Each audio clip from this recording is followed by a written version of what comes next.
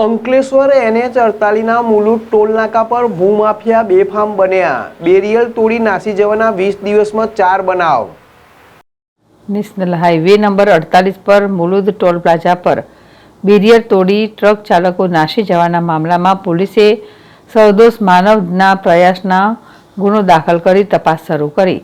ભરૂચ નજીક national highway number 48 પર Mulund toll plaza પર બેરિયર તોડી ટ્રક ચાલકો નાસી જવાના મામલામાં પોલીસે સદોષ માનવવધના પ્રયાસનો ગુનો દાખલ કરી તપાસ શરૂ કરી છે।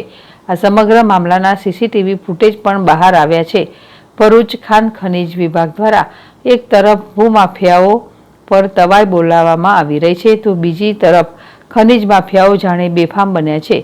ભરૂચ નજીક નેશનલ હાઈવે નંબર 48 પર મુલુંડ ટોલ પ્લાઝા પર બેરિયર તોડી ટ્રક ચાલકો નાસી જવાના 20 દિવસમાં 4 બનાવ સામે આવ્યા હતા, જેના પગલે પોલીસ એક્શનમાં આવી હતી। અંકલેશ્વર શહેર બી ડિવિઝન પોલીસ મથકના પોલીસ ઇન્સ્પેક્ટર વીયુ ગડરિયાના માર્ગદર્શન હેઠળ 4 ટ્રકના ચાલકો સામે ગુનો દાખલ કરવામાં આવ્યો છે।